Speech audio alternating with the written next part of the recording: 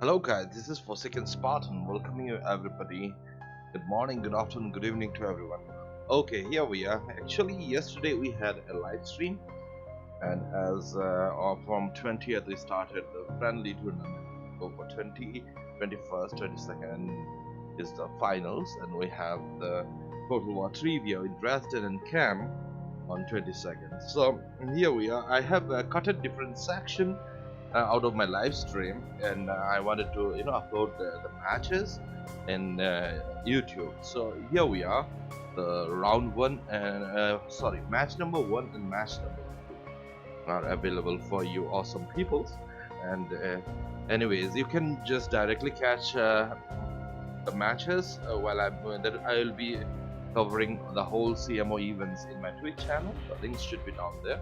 And anyways, thanks a lot for dropping in, and hope you'll enjoy the matches. And any kind of feedback that if anybody wants to join the warm-up, join the main tournaments, we are holding lots of tournaments for Total War. And lately, as you can see, I have announced, and we are actually working on like a champion of Olympus, champion of Mount Olympus, Dead by Daylight also. This is our sister wing apart from Total War. So we'll be organizing way more tournaments for Dead by Daylight now onwards. So here we are. So the next cut you'll be listening to the direct live stream.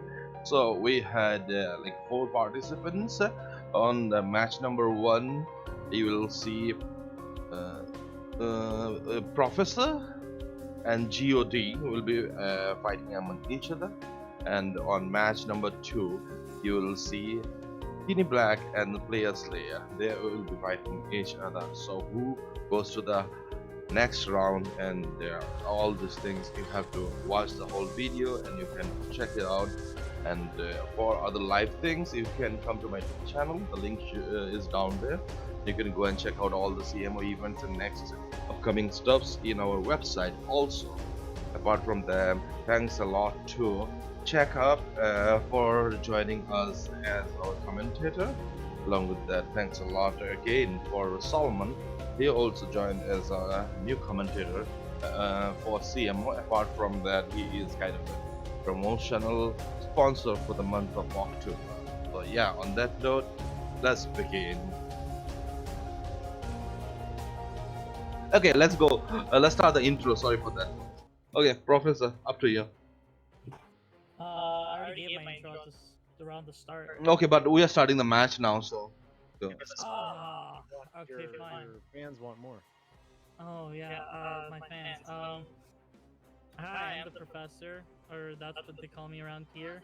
I'm a small-time streamer. I enjoy playing Total War, DEI mainly. Play other games. I don't know. Yeah, that's it. I have fun. Okay, best of luck for the matches. Professor in real life. Yeah, that's the actual goal. I want to be a professor of mathematics, focusing on the aspect of topology for specializing. What's topology? I forget. It's like abstract geometry, being able to change the way we look at physical or standard geometric shapes. So I could say a square in essence is similar to a circle. It's not, but as an example, just out of just randomness. The topologist says something that doesn't make sense, I can make sense by pretending it's something else. Okay, Yeah. okay, let's go. Yeah. Okay, let's go to Geo. Geo, can you get an intro, please? Hi, I'm Gio.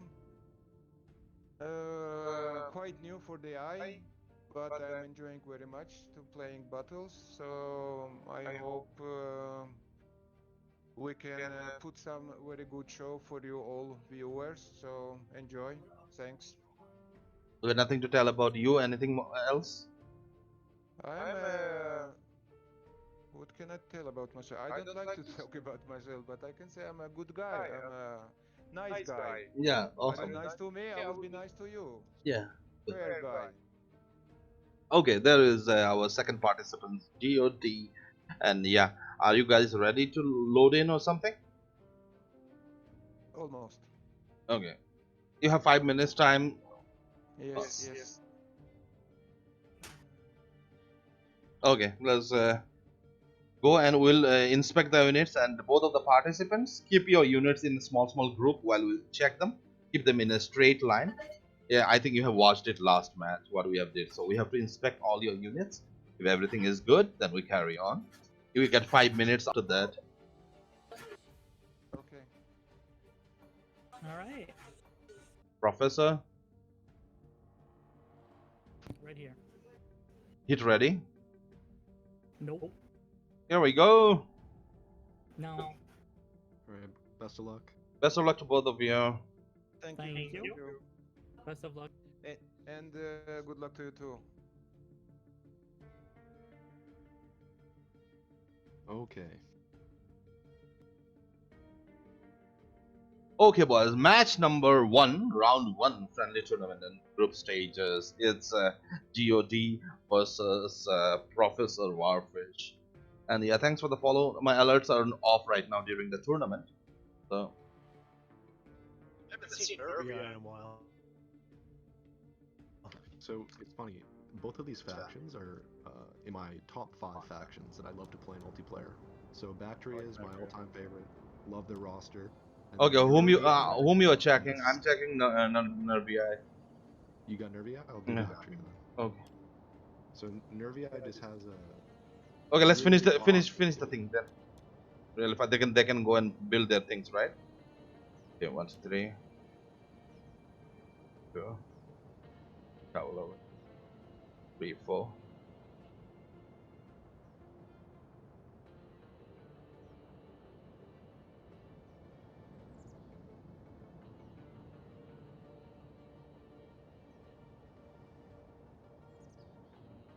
So historically, Bactria was one of the best sources of horse units in the Hellenistic age.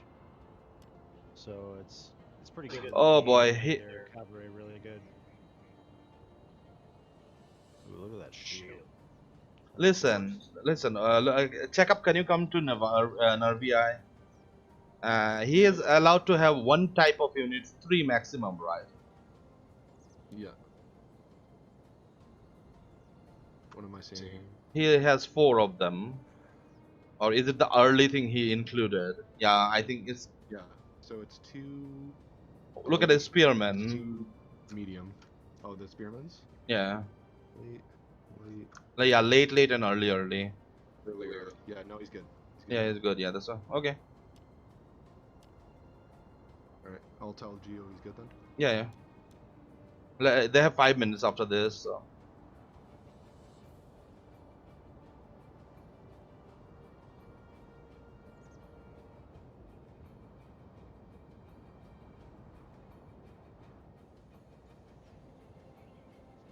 Okay, chat. Is the volume is fine now?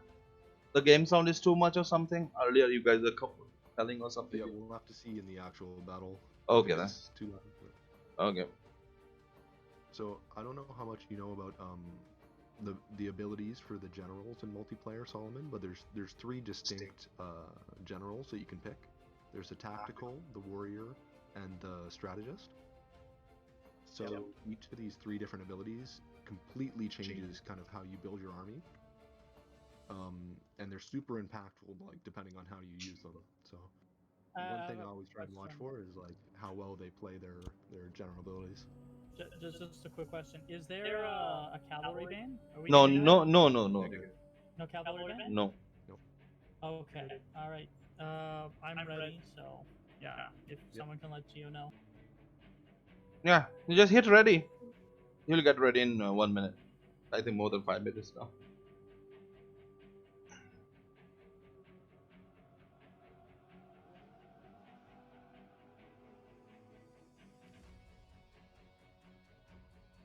Okay, boys. Best of luck to both of them. Let's see. Okay, so these Bactrian cavalry are really interesting here. They have a lot of attack, 15 attack and 6 melee defense, these Greco-Bactrian noble cavalry. they're a really interesting unit. They're not shielded, so we'll see how they do if the Nervii puts up any archers or javelins into them. They might really struggle with they might struggle with the Nervii cavalry. These Remy elite cavalry are some of the best units in the game. They have the Gallic horse entry, which is very similar to that Numidian horse entry I was talking about. Just like you had mentioned in the last game, these barbarian horses are a lot tougher and a lot heavier, so they get a huge charge bonus. These guys have some insane stats, so I'd really like to see the Greco-Bactrians use their horse archers to kind of thin apart these barbarian cavalry before that engagement starts. This is not an easy battle, that much we can say. Definitely not an easy game. Yeah, no. Each unit is stronger in different places. I don't know about the difference in their archer units, but the the Nervii have a lot of swords. Yeah, they are infantry heavy faction. They're barbarians. And then the Bactrians have pikes, so Yeah. So it'll be interesting really to see. Yeah. very different armies. It's going to be interesting to see how he plays. As we've seen from the beginning, nobody wants to engage. See, they're on stair contest. That's what I don't know. Well, they can do whatever, like slowly they're moving. They're archers. They're carrying spears. Yeah, So DEI has some archers like the archers have spears, and you can also see that these unit of Saugian archers on the one side here. This guy also has a spear. So I think Professor, he has this advantage in these 2 horse archers and these 4 units of archers. He should really be pressing the attack on this lightly armored Belgae force here, and using his archer advantage to focus down 1 unit of enemy archers at a time. You can see here that both players are kind of clumping up their archers, which means all of the shots are going to hit, if not the unit they're aiming at, the unit directly beside them. So a good practice is to kind of space out your archers in a wider arc so that misses don't indirectly hit another unit. We're seeing some cavalry action here. This might just be to make the Bactrian archers retreat. We'll see how far he goes here, because he could just go really deep and hammer these archers if they don't move. We see the horse archers coming around, maybe to block. Beautiful focus fire here from the Belgae, really targeting down this unit of Saugian. that's why you should always target 1 unit in multiplayer mode. That's a classic move right there. Just push them back and get them into the rear Yeah. and they run away. Well, in return, Bactria is using his horse archers. You see that? Yeah, but they didn't kill very many. Yeah. That was the Nervii got the better end of that. Especially this unit breaks. I'd like to see these horse archers maybe going after these lighter armored troops here. These naked skirmishers are as naked as they sound. They have 8 armor, and any shot from the rear or side is basically a death note from any arrow. We can see a beautiful just head-on charge here into these Saugian axemen. They're going to do a lot of damage on the charge, but if these Saugian axemen get an attack order... This Saugian, they have a bonus against cavalry, by the way. So they have +2 bonus against cavalry right now, and they're trying to sandwich him. Check up, just be careful. You know what I mean. Give it a look. Okay.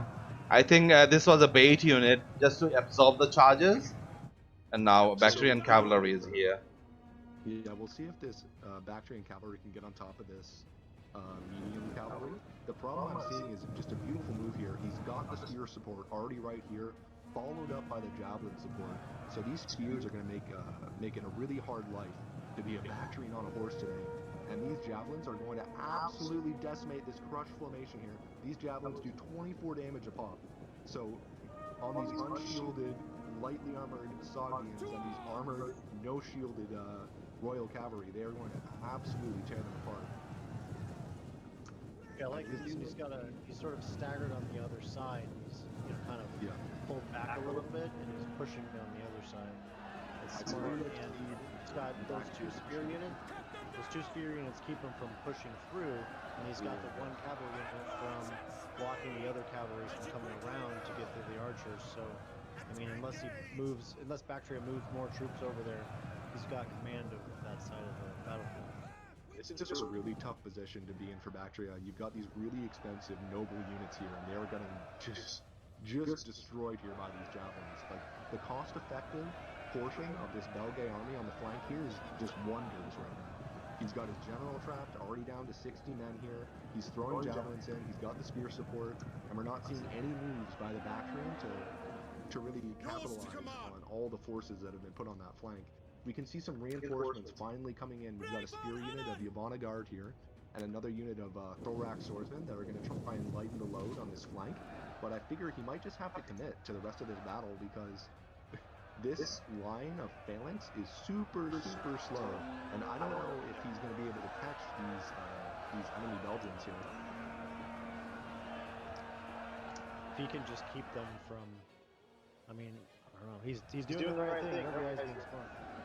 Really good play by He Nervy. did lose all of his naked guys, but that was going to happen anyway. I mean, this Greco-Bactrian Noble Cavalry is just in combat with a medium spear unit. That's just not a good look here. I'd really like to see him retreat that, maybe save that unit. We're also seeing some more instant cavalry action on this flank with the swords. Really good Bactrian's general is about to die. Yeah, he's been. I think he forgot about the general. Yeah. He might be. He might Okay, be now he's pulling pulling now he's pulling it out. I mean, the General concept right here is just beautiful. He's tying up 2 phalanx units, 2 Yvonne Guard. These are really expensive. And it's almost 10 minutes. I don't understand. Nobody is doing the main battle. What kind of, is it like flanking battle? The front line is not even engaged yet. I don't That's exactly what Nervii should be doing when you're faced against a 3 pikemen. Pike unit. Yeah, that's what I mean. Yeah, so Keeping units in front of you got to keep units in front of them don't so they are yeah. able to move, but not Engage like them. charge at them. You And just got to be there so they can't move. I mean, we just see the beautiful route on that flank there. Really heavily stacked that flank with everything he needed to take care of it. He had the spears, he had the javelin, he had the cavalry, and Bactria just couldn't react fast enough with its speed 2 main line here. And the rest of the Belgian army is just going to move away. I mean, these guys are already in the cookie jar here. Like, what's left? We've got some Bactrian archers facing off against these naked skirmishers and some spears, and some Saugeen axemen that are just going to get railed by this cavalry. So, Yeah, I don't see how Bactria recovers from this. it's a really tough Somehow magically are able to position their army against their pikes, but I don't think that. I mean, Nervii, the way they've been maneuvering, I don't think they're going to make that mistake. I mean, we're seeing some nice arrow fire here. If he can protect the pocket and have enough ammo to get some key unit kills. It depends on the players also most of the time, buddy. Yeah, like how they play. Okay, yeah, go ahead. Yeah, we've got a really big stack of Bactrian troops here. Like, these Belgians took some dancing classes. They've got their ballroom shoes on. They are just dragging. They're dragging. Why do they have across the field? They have 3 pike units in like a weird sort of blob. Yeah, I think that's just Miss Micro from Professor here. And he's also got this Yvonne Guard that's in phalanx and moving across the field. They already are a speed 2 unit, and when you put them in phalanx, they go down to speed 1. Yeah. And these guys are literally turtles here. We have these naked Okay, this anti-cavalry guys. Okay, finally they caught the cavalry. They're kind of anti-cavalry. Yeah, these noble cav are great on the charge, but not great in sustained combat. While this Remy Elite Cavalry has a melee defense of 18, which is more than double that of the noble cav. So these 71 Elite Cavalry here are probably going to beat these other 2 cavalry. The only problem are these Saugeen axemen, which have an attack of 17 against these cavalry, but we can already see double wavering by the cavalry there. Oh, look at those giant axes. Yeah. 2-handed axes. Those guys are mean. Yeah, those guys are mean against cavalry. That Eastern style of axe is not something you see very much. Oh yeah, look beautiful. See, why did Bactria not run those cav around and charge from the back? That front charge doesn't. He hasn't got time, and he's just now getting flanked. It's like chaos happening right now. Yeah, I feel like he's really struggling with his micro here. Yeah. He's got a really micro-heavy army, and the Belgians are kind of just capitalizing here. I mean, this unit of naked skirmishers has a base morale of 53. So even though they go down quick, these guys have an absurd attack stat line, so they're just chewing through these archers here. I don't know. Look at this cavalry. What they're doing? Not even moving. Now they're moving. You should have easily gone for the charge here or there. I don't know. Something is happening. Charging headlong into spears here. Charges. He charged his spear. Oh boy, really? Oh, I was pointing somewhere else and he charged on the spear. Never mind. Okay, I now. mean, we can just see, even though there's less men here, these naked skirmishers are just almost at 400 kills here. These guys are a menace to society. 16 attack, 13 melee defense. They do not joke around. And that cavalry got cleaned up. Those soggy axemen are gone. Those 2 noble cavalry are gone. I mean, and look at this. We just have some phalanx units here, another phalanx unit here. They're just kind of looking like ducks in the water right now. Got 3 fresh units coming in right here. And these Belgay bodyguards are tough, you know. They don't have the best stat line in the world, but they don't go down quick and they hold their own. So it's going to be a grind from here out, but it feels that the Belgay have the So far, advantage. yeah, not VI. I just don't see. I don't see how Bactry can. They don't have anything to leverage at this point, and they have less numbers, and they're you know, Nervii just keeps maneuvering, and I just don't see. I don't see a way for them to win unless Nervii makes some dumb mistake. This kind of stuff is not great. He has 1, 2, 3, 4, 5 units in one massive blob here. And if Nervii can capitalize on this and kind of surround that blob, those guys are going to die very, very quickly. Blob is just not a very good reason or idea. The spikes are not even in formation. What they're doing? Have you got to give it a look at? Yeah. Rear charge here. Yeah, they're getting. Everything is in chaos right now.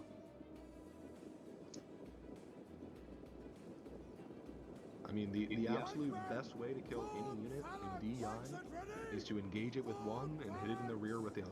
Yeah, of course. Yeah, simple. Beautiful strategy. I mean, is that not the best in pretty much every Total War, or at least that I've played? Oh. Combat happens so slow in DEI. You can have a superior unit Slowly, yeah, killing everything. Vanilla battle will finish in 5 minutes, and look, we are on almost 13 minutes right now in the battle. You can see this cavalry trying to slip in behind here. They're kind of getting caught by this guard, but again, he's the Belgian elite swordsman just charged from the front on the pikemen. Just ping pong that cav unit back and forth. Yeah, I really like how he's playing his cav here. He makes the Organisor turn around and then he moves to the other medium cavalry. He's just abusing that charge bonus here. So you can see on that stat that running elite cavalry has a charge bonus of 51. So for 7 seconds, if it gets a charge, it's applying that to its weapon damage and attack. So they're just obliterating anything they touch while they're charging. They're a little bit stuck here, these guys here. They need to run this way, but this unit of Yvonne Guard is pinning them in place. Another beautiful charge in the back of that Yvonne Guard. You can see the Belgians are also just resting their troops here. They know they have the numbers advantage, so they're getting that stamina back, so that they can definitively win those engagements when they have a little bit more stamina. You can see actually the horse archers here and a unit of battery and thorax swordsmen are cleaning up. The survivors, yeah. That's what he is doing. But you know, he has to focus on rear charging, not killing some routing units in the far away. That will not make that much difference. Right now, he has to focus here because he has some time, but not the whole time in the world. He has 5 minutes, but yeah. If he had all of his units, like all 6 of those units that are in the middle in a box or something, then that would be something, but there's just a big gap in the middle that Nervii is using. I mean, you can see, if you look over the flags of these units here, these 2 units are on red morale, indicated by that little diamond above their flag there. They're just really struggling at the moment. And this pike unit on the bottom isn't even engaged in its pike mode, so it's going to really struggle against those much better swords. We can see a little bit of bad morale here for the Belgay on their spearmen against this Yvonne, and we'll see if he can really use these horse archers to get anything going here. Notably, if the Belgian general dies, the Germans don't really have as much morale and discipline trait to go around to keep their guys, but we'll have to see if we can really crush the rest of this Bactrian force in the center. Oh, now But the Bactrian cavalry and the infantry is coming just on the rear of this Belgay units. yeah, he's about to find out. And that's red morale for the settlers, so I think even though the balance bar is pretty even right now, we've been talking about it all game, but I really feel like the Belgians have played this beautifully. Strengths against weaknesses, they definitely did it right. It's not game over yet, so maybe let's watch. We still have 4 minutes of battle time remaining. It's just late infantry engagement in the front, so that's why the battle is lasting so long. Who is there? Gio would have to just stop playing good. Like, he would have to start playing twice as bad as he's been playing. I don't see that happening, but I think if he stopped, like if he took his hands off the keyboard at this point, I don't know if he could lose. Maybe that's a bit much, but like, I mean, he has 2 units pressed up against these guys. Once this unit breaks, this Bactrian unit of phalangetized breaks, he's got a flank into 2 red morale here. Like, honestly, if I was a Belgian player, I would take this unit of spear and just make them break. Now they're almost gone. They're wavering. They're shaken already. Like, it's great, as we said, to have these front and rear attacks on one unit, but when you see you have 2 units that are on red morale and you have them pinned this way, why not just take your spear and remove it and put them into the worst morale troop? And that'll also open up that flank again for your cavalry, so... We have even more wavering on both sides now for these Macedonian settlers fighting out of pike phalanx here. Is doing their hardest to to go down slowly. Even more Yvonic Guard here, fighting off against 2 units of sword. They are in phalanx mode, which means from the front, you can almost not touch them in any way, but they do gain a lot more penalties from being attacked in the rear. And doesn't that lower your attack a little bit as well? It lowers your attack by a little bit, but you gain a lot more melee defense, and you're almost impenetrable from the front. So on a straight-up trade, you're going to win frontally, but a beautiful charge there finishes off that pike phalanx, and now we're going to get these 2 units in the rear here, and I can smell the end. Yep. The balance bar is behaving weird. Yeah, it's really putting a lot of stock in these hoplite units and this thorax swordsman for what Bactria has left, but there are just so many barbarians on this map right now. Yeah, that's what happens. You have to charge early, or else, yeah, this is what you get. If you are fighting against a melee heavy army, you have to charge, and you have pikes. Yeah, go ahead. If you have a phalanx unit, you gotta position them right. Yeah. To, basically, I don't even know what to say, box enemies out. You can't let them get inside of your formation. Okay, GG on that. Can you bring them here? Yeah.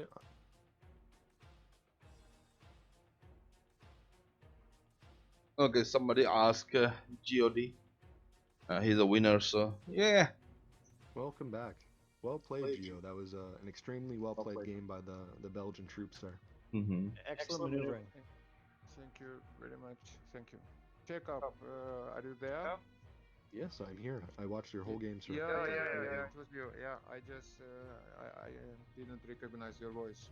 So, No are you happy with my game? Was it any? No, you played perfectly there. Really Thanks. well played the whole time. Thanks. I really enjoyed And your... very well played for my opponent as well. Thank you. Very difficult to go around all the time, around those spikes and heavy phalanxes. Well done. So what was the plan for the battle before you started? To overpower left flank Okay. My right, his left. No, his right, my left. Okay, so that was your plan, right? So well, good implemented, and the way you should like put their archers behind by using your cavalry, just pulling them in so that he. What is that? Can you please 1 second? Okay, pushing your cavalry and moving his missile units back. That was a good move. So yeah, that was a nice gameplay. Yeah. On the other hand, what happened to you, dude, Professor? I don't know.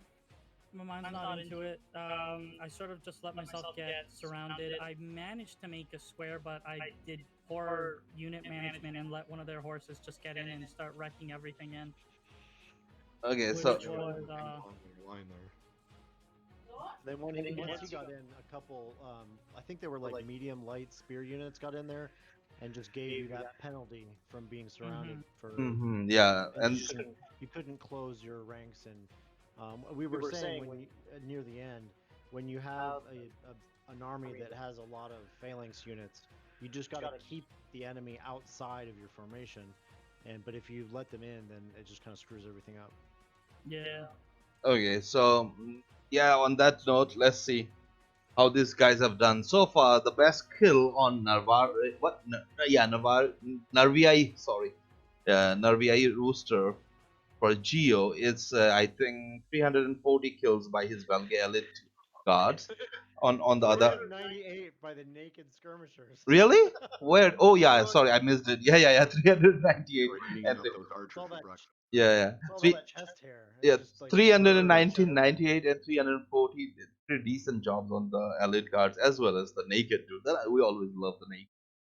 And those 3 units of Belgian Elite Guard. holy They shit, yeah. killed a lot, but also look how many is surviving. I mean, those are above 80%, all 3 of them. Yeah. On the other hand, let's go and check out the other front. For Professor, the highest kill so far I see is on the cavalry, 284. That's a good cavalry work. 284 is not less. One of his pikemen, the Royal Guard, the Bactrian Royal Guard, got 206. That's it. 197 another unit. That's what we can say. Archers did pretty good job. 157, 130, and 110. That's a pretty decent job there. This unit should have hold. But there he got cavalry charge, the anti-cavalry unit. But overall, it was a nice match. And let's go to the stats right now. Professor has deployed 3,568. He lost 2,564. He got 2,000 kills. On the other hand, God, he deployed 3,675. He lost 2,081, and he got 2,549 kills. On that note, I'll be upgrading the backets soon. So yeah, good job, guys, and best of luck for the next one. And Professor, this is your chance to come back on the next match, because if he gets a win, he is again gonna get 2-0 victory like Skinny. So hope so. We'll see a full best of 3 match right now. So, anybody else anything to say, or we're gonna go for a small break now? Stay tuned, don't go anywhere. More fun coming right through. See you later, guys.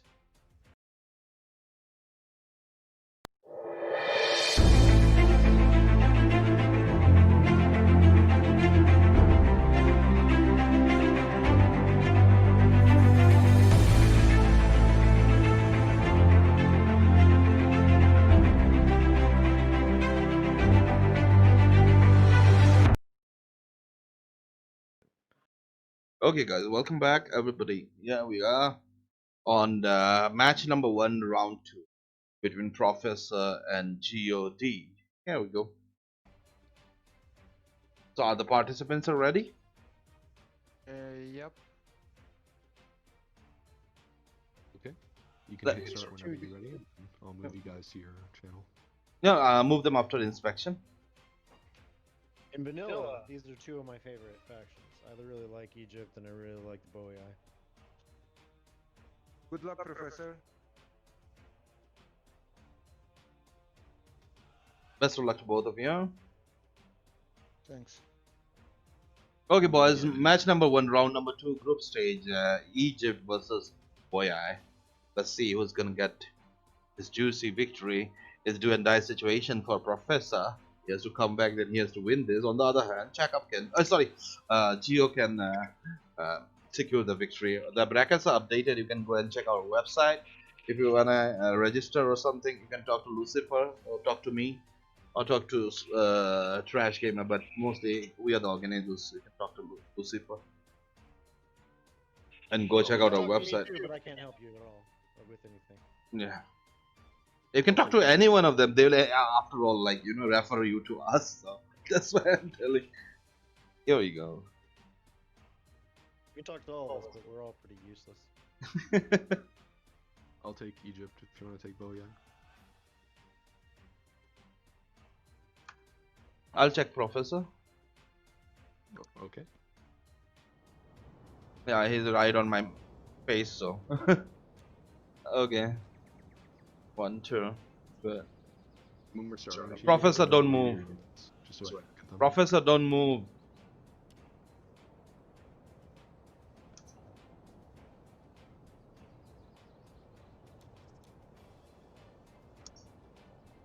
Okay. Nice. Geo, just leave your army there. I need to check it. Yeah. Okay. Professor, don't move. Just move it. Okay, I think Professor is good. He's still moving. Yeah, Geo, you're good. You can form up. Yeah, former Professor, you're good. Okay.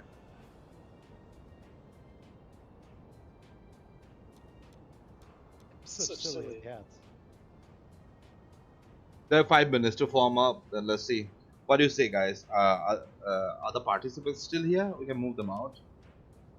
I'll move them now. Yeah. I think it was a bug when you can't move earlier. Yeah, that was weird. This is gonna be a really Who's got- interesting matchup. I can't tell who's got, which team has which faction. I'm not seeing the name. So Geo is playing Boyai, and the Professor is playing Egypt. So this is a very similar like matchup. Yeah, exactly. And so we see Geo has these Celtic Savage War Dogs, and that's going to be really, really good against these slightly less armored light cavalry, and these bowmen. Dogs are one of those units where they just excel at killing anything that doesn't have armor. And if you don't play against them correctly, they can get like 200, 300, 400 kills if just left to run amok, you know? And you are allowed to have 2 units of them. So.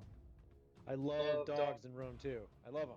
That's why I was super disappointed when the Epirates didn't have any. I mean the royal Molossian family of Epirus was why the Romans used war dogs is because they fought against Epirot war dogs in the Macedonian Wars, and they were so fucking effective that they started using them too.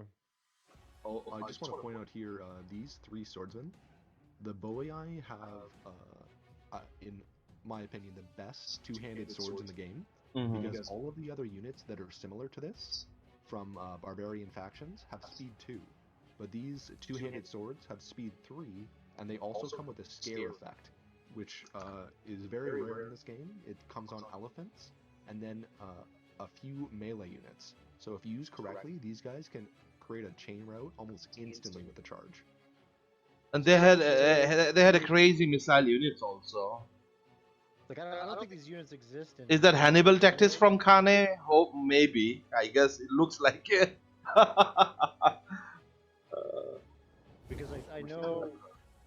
For Professor, I think it is he is forming a Hannibal of Kane. We're seeing a bendable line here. I think the biggest problem that Professor's going to have is that the Boei have some really heavy cavalry. Yeah. He's going to absolutely smash these light cavalry if they get into combat. And again, this barbarian faction will just be able to dance around this pipeline if he doesn't play it perfectly. So it looks like we're about to start here. So I don't feel too hopeful for these Egyptian bowmen if these dogs get after them. So. Yeah. Let's see what's gonna happen. Egypt with a Hannibal tactics. We're seeing an almost identical deployment here from Geo. He really likes to stack his center with his skirmishers and some spears, and then have a really strong left flank here. Yeah, he's always go for the left and right and try to push it harder. So let's Yep. see.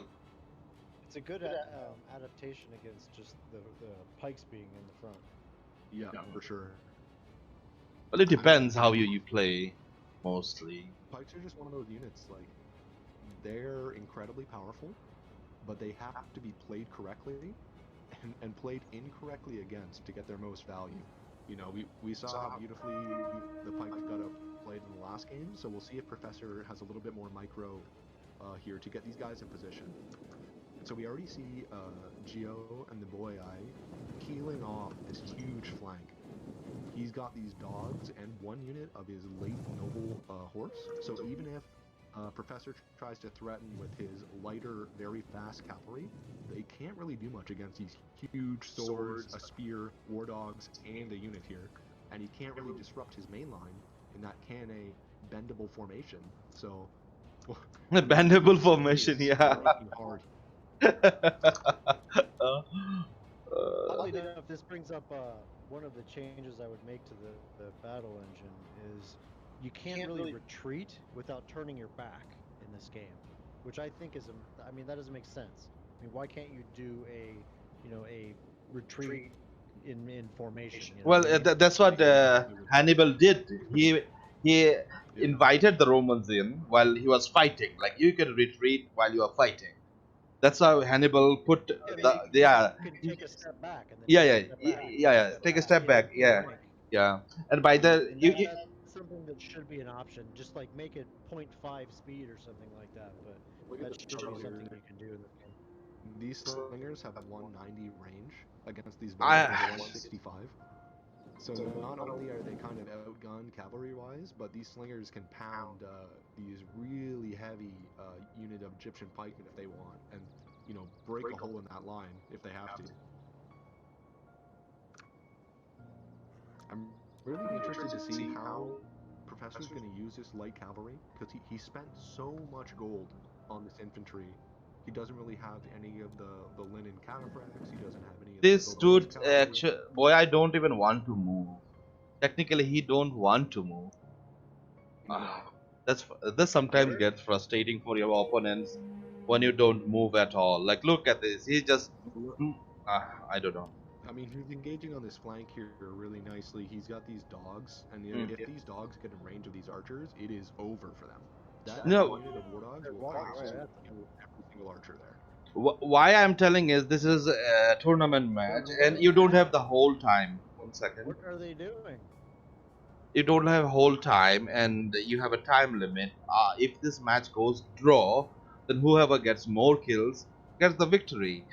So what's the point in holding the line? If you are holding, your opponent will be holding. And I don't know. Okay, and now the dogs. They must just not understand how that works. Professor has to move his entire line here to save his out of his out of position archers, and now that he's Oh, dude. look at this, these slingers are firing into the unshielded side here. All of those archers are absolutely mincemeat. There's not a chance they survive. That cavalry up to 30, 40, 50 kills on that first charge. A really nice peeler return from the traitor Roman legionaries, but these dogs are starting to rack up 30 kills, 40 kills, 50 kills. They're gonna break anyway. 60 kills.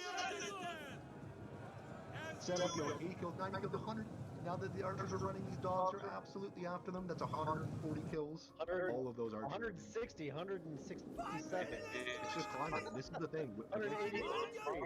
Against war dogs, you have to stand and face them. If you run away, they will kill you instantly. Almost 200 kills from that one release. There's only one unit of Egyptian bowmen left that got out of there. We see some really nice maneuvering to turn around this sword unit and hammer this cav with some javelins, but they are again all pretty over 100 kills from that charge. And now we see these dog handlers here just getting in the mix, breaking up the formation. And if he doesn't do this, they right, don't have he opens up an avenue right here. You're right, and look, each of these swords is basically a grounded cavalry unit. If they get a charge in, just like those soggy and axemen from last game, they will annihilate your opponent. So again, it looks like a bit of an overcommitment by the Egyptian player to deal with this flank here. Look at the space that he's just blobbing too. yeah. So we've got these light cavalry again who are just blobbed up here. These warlock are finally gonna quote unquote go down here, but they're already almost at 250 kills. And that Cav stayed in the killing 114, so yeah. I mean he did his job. I mean, and just look at the amount of units Boei is using to tie down almost double the amount of units from the Egyptian player. Now that the archers are gone, the Boei has complete control to just hammer this front line with slings. So even though these Egyptian pikemen are armored, you know, 35 armor, decent shield, but these armor pen slingers are just gonna focus fire this one pikeman on the flank. And look at that. You're already losing men down to 240 guys. Come on quickly now! Order riders! After double! And Egypt has already deployed its general just from the beginning. I mean, look at this. These light spear cavalry just having to run away from this combat with the late Boei noble horse. Like now that they're getting archer support, the Boei is gonna peel back, but this blob is just we have a hole here that should be plugged by this legionnaire, and maybe some of these other infantry should peel off the back. Boei is gonna slowly advance forward and Having that, what is this? A Legionnarii in the back, just like kind of 20 ranks behind the line isn't doing any good at all, and it's just leaving this whole. I don't know. Yeah, why they're the formation is not at all proper here. I don't know what they are doing. This side is completely. it is disgusting. These slingers are absolutely hammering this blob now. Yeah, that's yeah. That is just easy target. Better target. Yeah, you're exactly right. I mean, look, he's got to deploy these spear cavalry trying to stop this, you know, really cheap unit of spearmen from getting his flank. He finally moves the sword away, but we still have this marauding unit of late Boei noble horse in the back. You know, he's committing all three of these light cavalry, not delting at all, and these late Boei are just a threat the whole time. Oh my God, what is this happening right now? Yeah, these slingers don't have a lot of kills, but the kills they're getting are supremely valuable. They are trading insanely cost effectively right now. We already see a route from the Galatian thorax spearmen just not being able to stand up to these two-handed swordsmen with that intimidate effect. What's their weakening? They are both not moving. Yeah, that's what I was telling in the start. Maybe that's what I always feel. If somebody they do this kind of tactics, sometimes it looks pretty awkward to watch, not interesting to watch if you wait too long. Go ahead, guys. I mean, he's playing pretty correctly in just a sense of he's winning the engagement really well. Like, he engaged on the flank, used the dogs to take away the archers. Now that there's no skirmisher support, he's making these swords turn around and give their back to these slingers.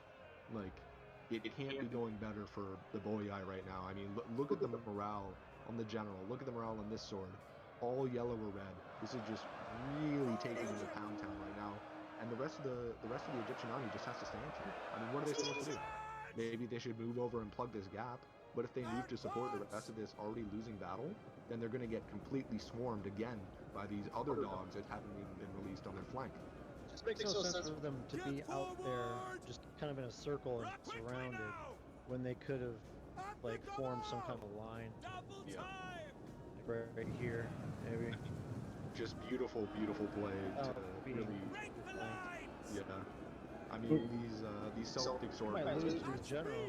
Yeah, he's cutting them up right now. It looks like the swordmaster might break from friendly fire in the back from these slingers, but he routs the general. That's the Galatian sword gone. We'll see if he can actually get a kill there. And now the general is also gone. Bye bye.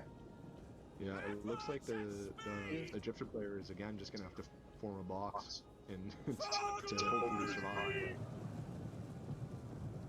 That was a good move. It's always in the left. It's always in the left. It's kind of predictable if you play much with one person. Like nothing in the front, like literally zero engagement here. Everything is in like one side. I mean, this cavalry's about to get completely swamped here. The slingers have changed targets, and we've got these heavy cav coming in. These white Tomea cav are already down to active from previous engagements, already routing. One charge from this general is going to send them to the afterlife here. They're gone. Now we have this huge contingent of Boyite forces coming around the flank, and this flank is completely broken. He can't really move either side of his position here, because again, he's got these two units of Boyite champions that can just run down the center field. Nothing. There's nothing to be done here. I mean, think about it like chess, right? He's beautifully traded his bishop, beautifully traded his knight, and all that's left for the Egyptian player are pawns. Yeah, that's it. Maneuverability? Just he's taking away all of the Egyptian resources with his play, and look, these dogs are in again. These dogs, unless someone stands up and just kills these dogs are going to kill these archers, and then they're going to be in the back of this pipeline. And then this pipeline is going to have to turn around and they kill the dogs, and then they'll get recharged again by the cavalry, so. Slingers. Yeah, this beautiful, I was beautiful about to dog say, play here. if he turned the pikes, so yeah, he's doing it. The slingers should move over here and hit the pikes from the side, which is what they're doing. The slingers should be pretty low on ammo at this point. They used a ton of that in the flank engagement. I feel like they might have a couple more shots left, but I mean, look at that. This unit of 65. Yeah, they're gonna cut off this sword unit, and the correct play would be to get around the flanks here with these two swords, but he's kind of blobbing. So he caught the enemy sword with his heroic swordsman instead of the dogs, but looks like the dog somebody killed though. We actually turned around and killed them this time. Although they're still getting a few kills right here. You can see the little black spots on the ground there. Taking out the thorax spearman. Oh, there we go. He disengaged that sword that he charged with first, and he's going to delta his swords here. Another beautiful rear charge here. I mean, look at this slow He's got Egyptian. 160 kills. Yeah. I mean, you can still see the dogs on the map here. Once you release them, you can't control them at all, so they're just chasing down whatever unit is closest to them. We're closing ranks, but the cat's already kind of out of the bag, so... Isn't there a unit that you can recall them with? At least there was in vanilla. I don't know about DEI. No. As soon as you release the dogs, you're just... all you control is the handlers. I thought you could recall them. At least, I don't know. It will be too much game broken if they're able to recall it, I guess. I mean, this is it right here. Just gets that unit inside their formation. They're toast. And it doesn't matter, like, they can position these two inside units all they want. There's this mean late cavalry that's coming around, so... I wonder if this what it was like in the ancient Greek era, just getting outmaneuvered. Like, this is brutal to watch. You remember The Celtic forces did, slaughter a bunch of people in, gosh, what period was that? It was before the Roman era.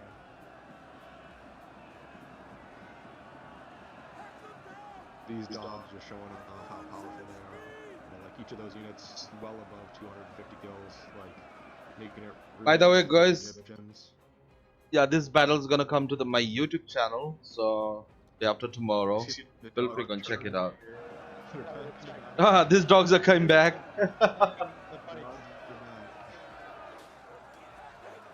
250 kills in a second unit of dogs there. They still have 64 dogs. Oh man. I mean, it's kind of brutal here. Like, Geo should just go for the kill. Like, he's got flanks here, here, here, and here. He should be moving his swords around, but he's just letting them recover stamina because he knows it's inevitable. He's basically Thanos at this point. He's collected all 5 stones, and I don't think Tony Stark is from Egypt.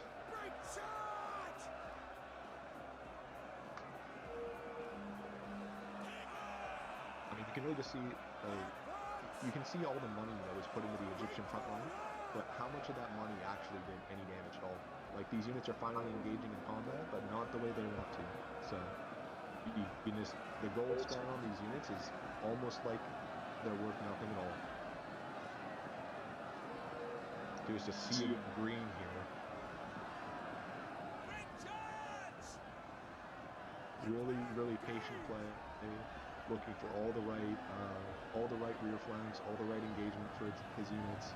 The Boei forces just, I really like this. They're using these empty slingers that have no ammo, and they're forcing these other Egyptian units to attack them in melee combat here. So even though these slingers are not going to win, they're going to do a rear attack. Oh, just brutal. And for glory! Yep. We can see the slingers route here, but that's okay. He's got more slingers to come on in the back. These Boei noble warriors is holding off 2 of these Egyptian units. This Egyptian phalanx routes. They routed at 200 men. They're about to get immediately slaughtered by all those units compressing them. We have 1, 2, 3 units of Egyptians left, and just the Boei general watching from afar here, watching his men do the dirty work while he relaxes with his 7 kills. It's almost done. How long? I don't know. He's not even charging, just maybe Yeah, chilling you're out. Germanic Yeah. team. This is really good. You suck at this game, lol. Yes, Commander! uh, I mean, maybe it's not your day today. I mean, the Boei in vanilla do not have those two-handed sword unit. I know that, but otherwise, I mean, this is kind of how I play Germanic. Well, they're Franks. Ooh, what a day! What a day! What a day! Two matches of 2-0. What a day! 921. That's a ratio. Yeah. Yeah. Okay. You want me to break the play? Can we bring them up? Let me upgrade the brackets, please. Here we go. We got 1-1 lag in both the things, so tomorrow will be interesting, guys. Don't miss it. The fight. Holy cow, those dogs. These guys are brutal. Fucking dogs. Okay. 155. Okay. Yeah, It's full still. Let's They start. just went up the archers. That's all they did. My archers were gone within the first 30 seconds. Serve your I They didn't just ran around causing havoc. Okay, let's start with the Getting- winner. That was tough. Good Hey. game, Professor. Thank you. Good game on you. Yeah, my god. You and those dogs just went ham. Yeah, that was a really good one though. Lesson to future people fighting against Geo in this tournament: do not play a static faction, Yeah. if possible. Oh, don't Yeah. play a static style because the factions are chosen beforehand, so you just gotta get after it.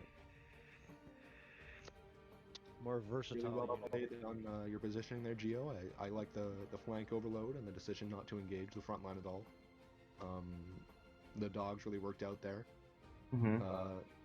And Yeah, you that- didn't really have any cavalry that could face your heavier late Boei cavalry, so even though your general barely engaged at all, he was a constant threat throughout the game. Hmm. Yeah, those dogs were. This is why I took them to cause some chaos and just run around. I didn't hope that one dog unit could kill 3 missile units, but it was lucky for me. Yeah, it was. I think he should have kept a cavalry but he kept a cavalry. It was too far away.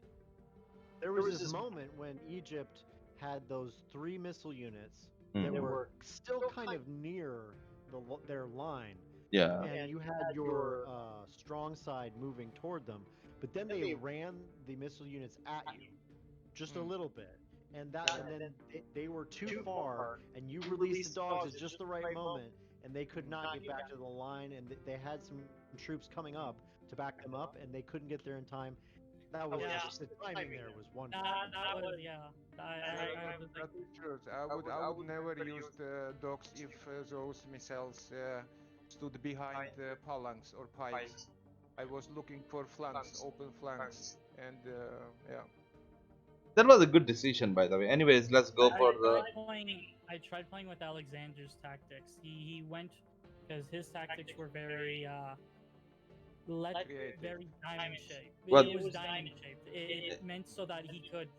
Which lessen battle? The stress of the We thought you were doing Battle of Kane, Hannibal.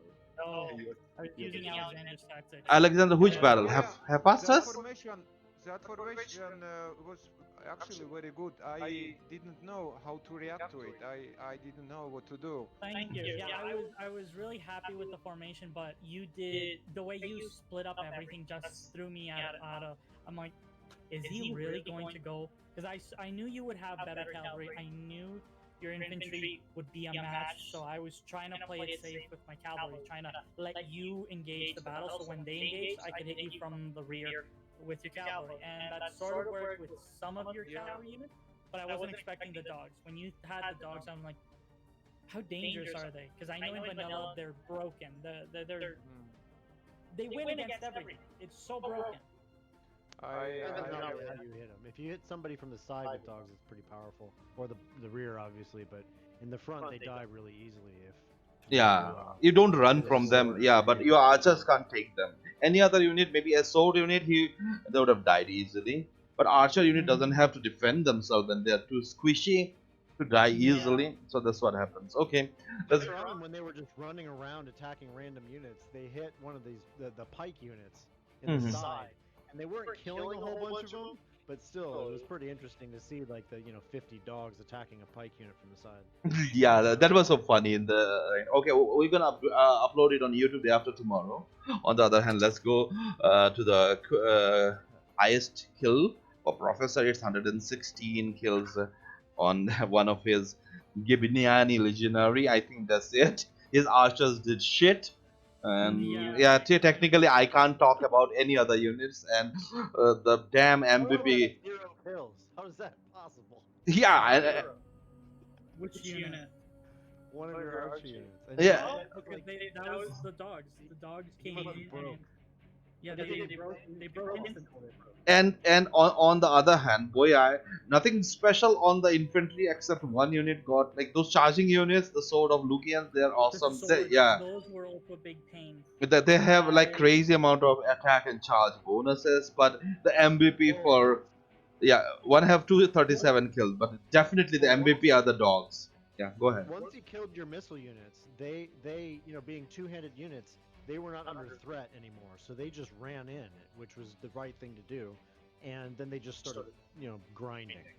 Yeah. That's why you play Thracians in vanilla.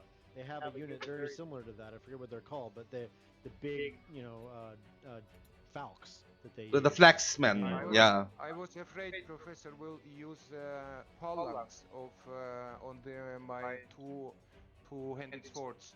And I was waiting. When it does not happen, I actually, to be honest, got very happy, because I was also surprised why you did not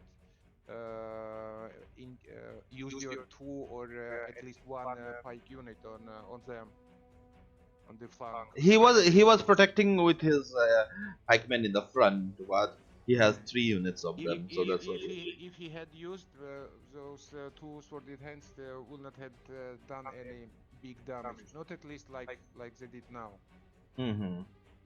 So yeah, on this good note, the brackets are updated. You can check in the website. So let's go to brackets. I think if not dogs, and if I had not killed all archers, this battle would have been very hard to win, because this formation was pretty hard to broke.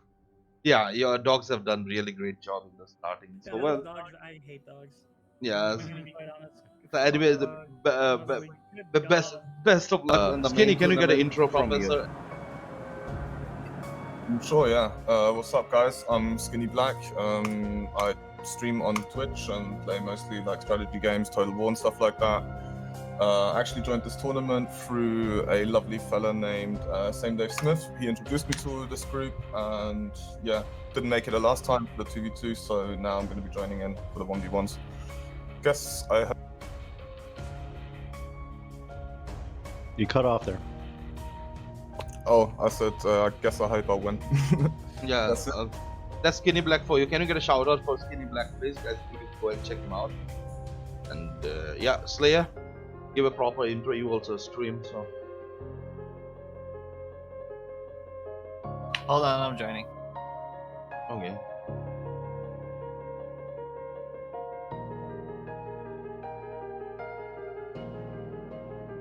Hi, my name's SlayHer. I stream on Twitch, barely ever. I play a lot of World of Warcraft. I have 1,000 hours in Total War. I'm here to win. Hell yeah. Yeah. Let's go. Be the host. No, you can't be.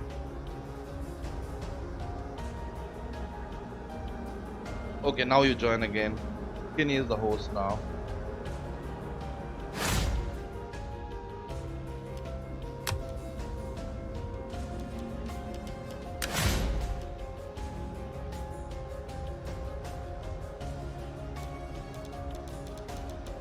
I forget what it's like to be a spectator. Can I go back and forth between the players and see what they're doing? Yeah. On the watch them not build their really, no. armies.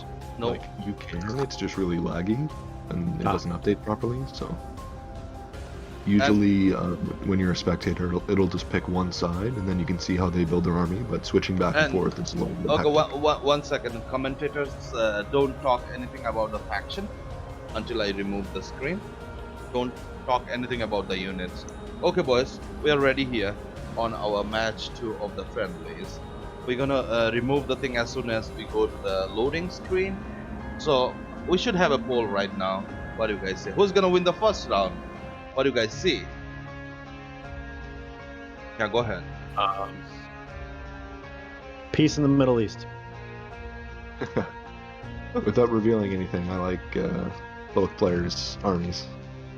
Their choices in game 1 here look great. I can't see I can only see one of their armies, so. I like SkinnyBlack's name. So I'm gonna go with that.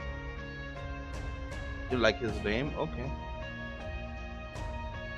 Had a nice British accent. I support that. I don't know. British people are pretty good at winning wars usually. Funny, I'm German, right? Are you? I actually am, yes.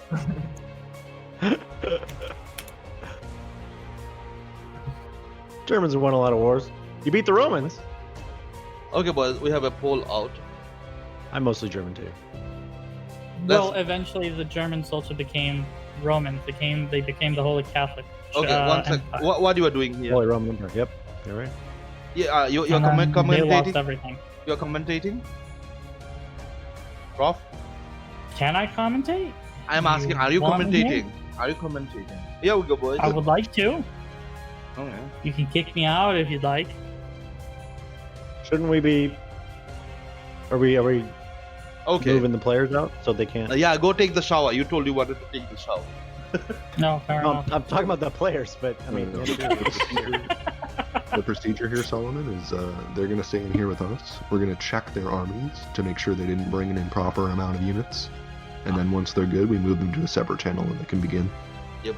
Sweet. Okay, here we go, boys. Rome versus Epirus. That's the beginning. Player Slayer underdog, but I support it. Player Slayer is not underdog. He is present 2 versus 2 champion. How is the underdog? Okay, boys, let's go. Okay, I'm gonna remove the alerts, and here we go. Oh, sorry, never mind. I missed it. Yeah.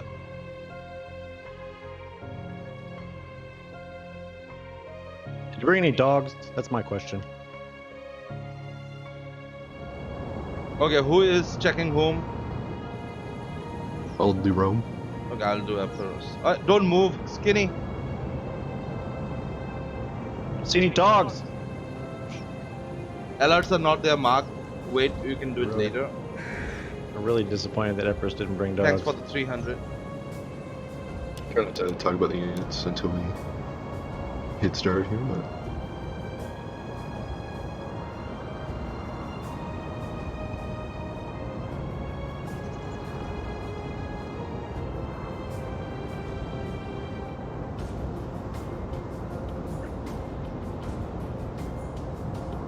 you're a good player. the shields in this game. You're good, Skinny. Nice look. Okay. Next, I use the restroom really quick. Yeah. So we'll move you guys. Start in 5 minutes. Somebody of us will go and tell you. Okay, let's move them. Best of luck to both of you, Slayer and Skinny. And the best one wins. By the way, this is a knockout, so if you lose, you are not gonna go to the next stage. You have a second bracket in the main tournament, by the way, and not in this one. So Skinny has 11 votes. Holy moly, holy moly. So SkinnyBlack is winning. Where's the poll? In the Twitch chat. Was it over? It's I gone. didn't see it. It's gone. Oh.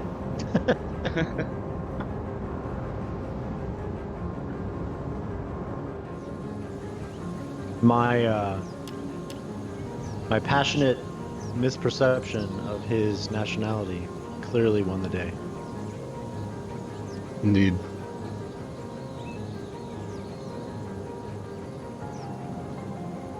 I'm just kind of scanning the shields right now because I'm trying to come up with a Slayer is wrong. design, the design for my logo, and I'm gonna try to make it look like a shield from this game. Yeah, I think Huntington's logo is similar. 1 second, guys. We put names of the participants and name of the factions in the main tournament. This is still friendly tournament, so this much is enough. In the main tournament, you will get all the details in the screen. In the warm-ups, I don't even do a commentary, so it's like that.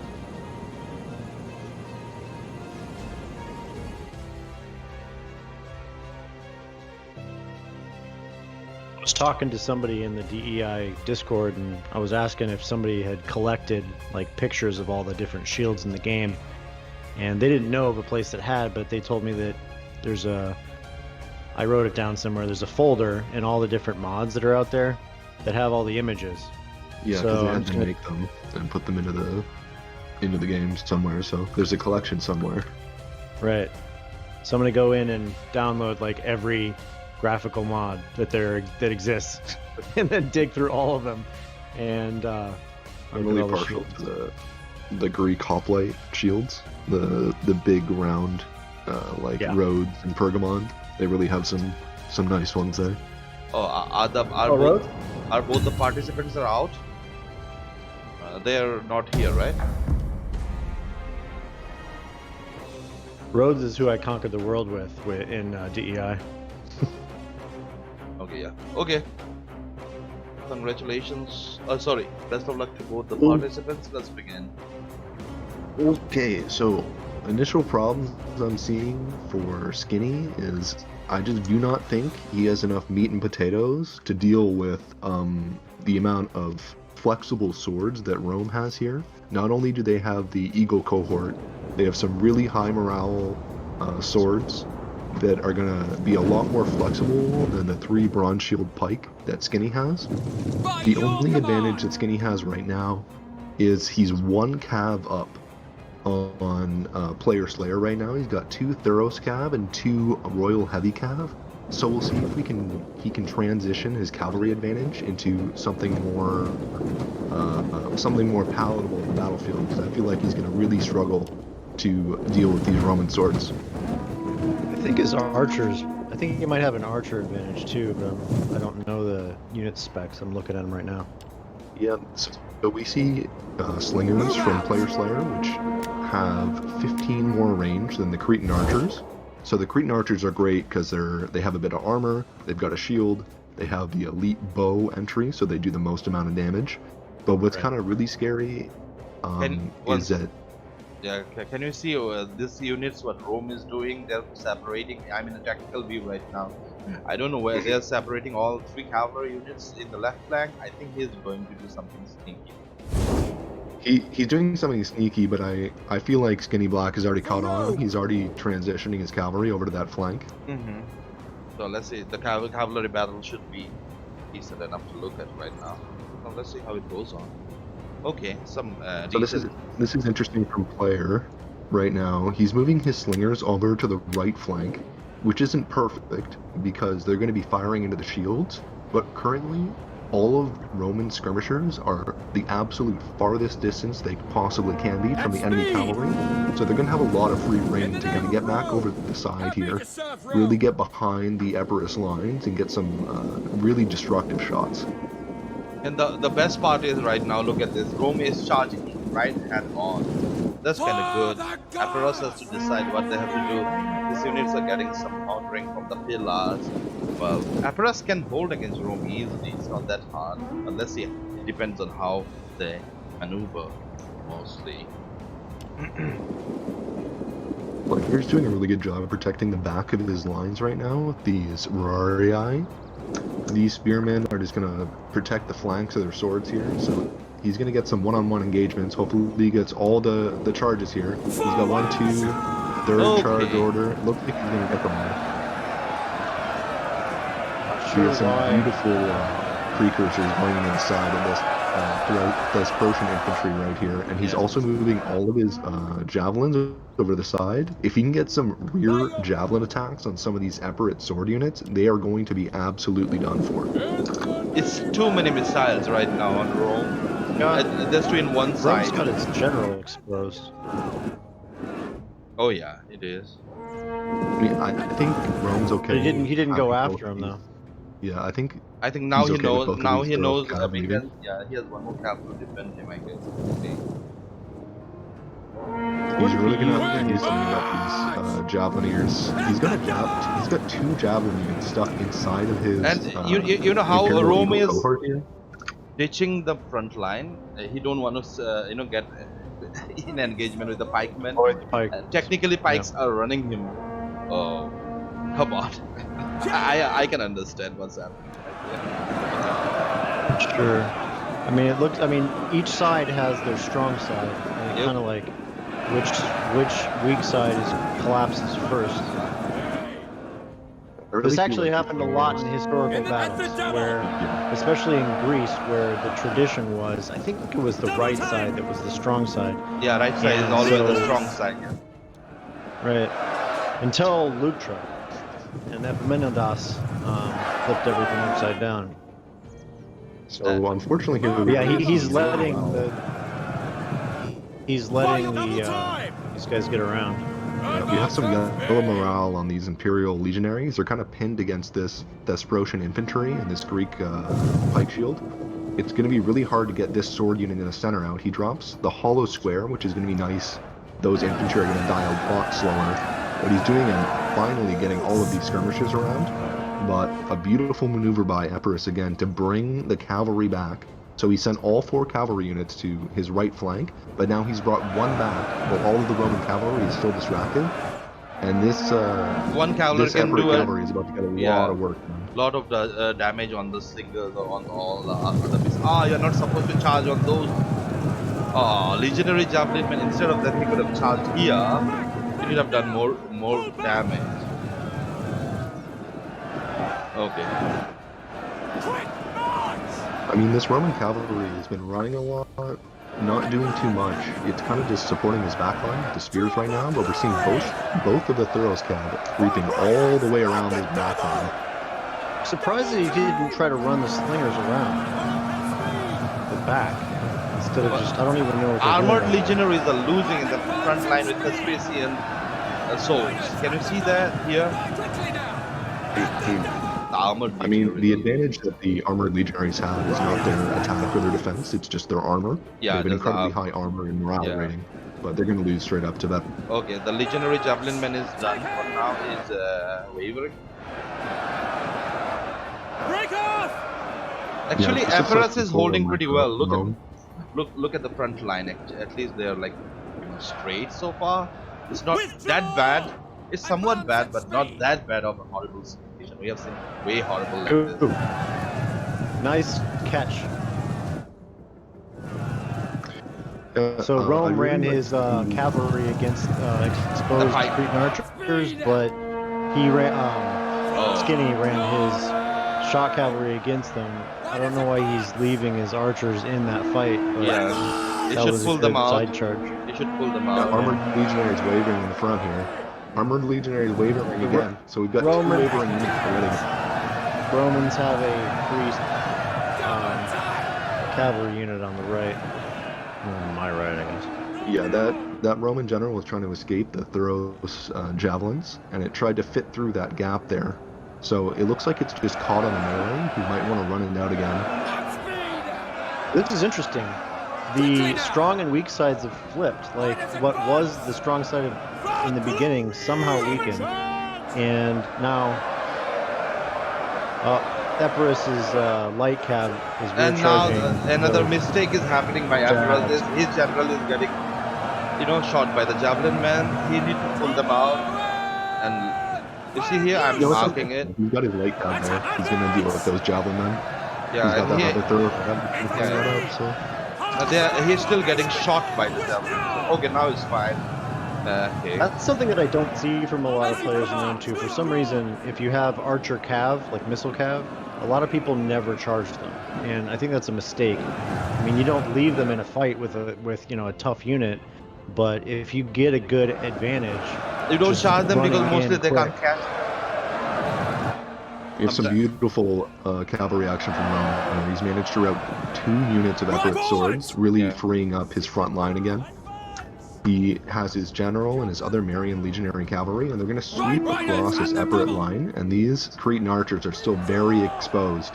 This Marian legionary is going to get into that empty basket here. That eagle cohort on his square Here we formation. go. Oh, that was Really, good. really Bring eagle his spears cohort. out here. Look at the eagle cohort, what he's doing. Oh, he right didn't do it.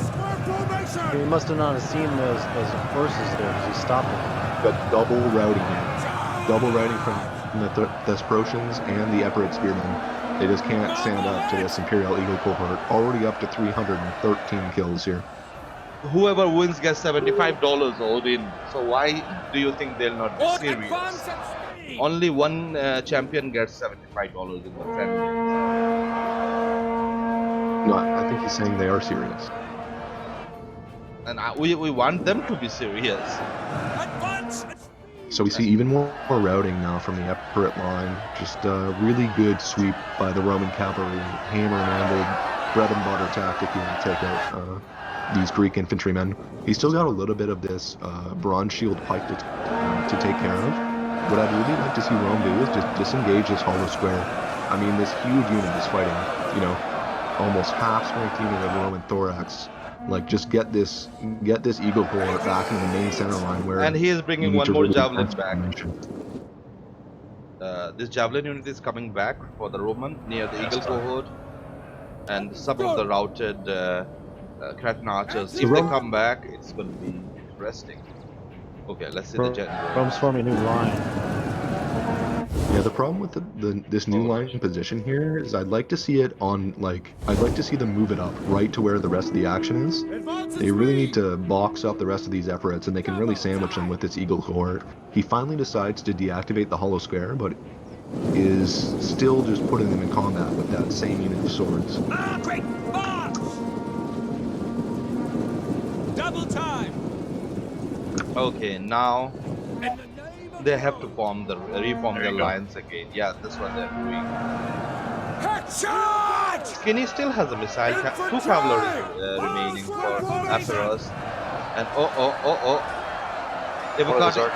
Evocati cohort getting ramparted by bronze shield pikemen. And another Evocati cohort is going down, completely surrounded by General of Epirus along with the swordsman. Nice. So far, let's see. The second formation. Yeah, that eagle cohort's about to get rear charged. Yeah, that eagle cohort can basically stand up to God himself. It'll take a lot to not only rout this guy, but kill all 326 men that are still left in that unit. The balance bar is just in favor of Epirus right now, but we've spent a long time maybe resting Rome's units, getting a little bit of that fatigue back. Fatigue is super important in DEI. It affects your units a tremendous amount in terms of speed, combat damage, and morale. We can see he's resting his cavalry again over here. I don't think Epirus is aware of his Cretan archers out here. Yeah. They managed to come back from that route, and if they could come back and maybe get some ear shots in that heavy Roman infantry, that'd be great. But it looks like player notices it. Yeah. He's sending a cab all the way out here. Yeah. Maybe not that economical, but it will get the job done. Okay, now Epirus has to form his line. If I see the tactical map, it looks haphazard for Epirus in red color. Yellow is still doing fine. Let's see what's on mine. Okay, there is a cavalry action going on right there. I don't know why players just giving Epirus this engagement on these pikes here. These pikes are going to absolutely destroy them. Chew through these cataphract legionaries. He should just be running away from them.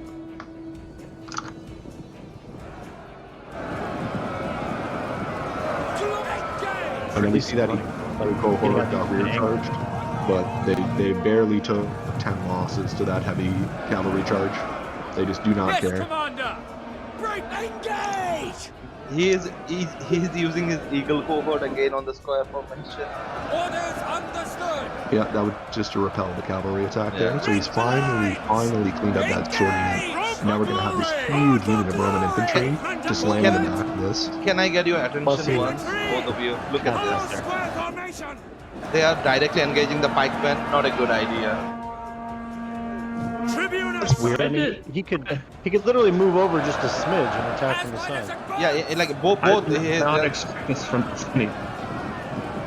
He's playing quite well. I didn't expect, because I like never really seen him play. But this is amazing.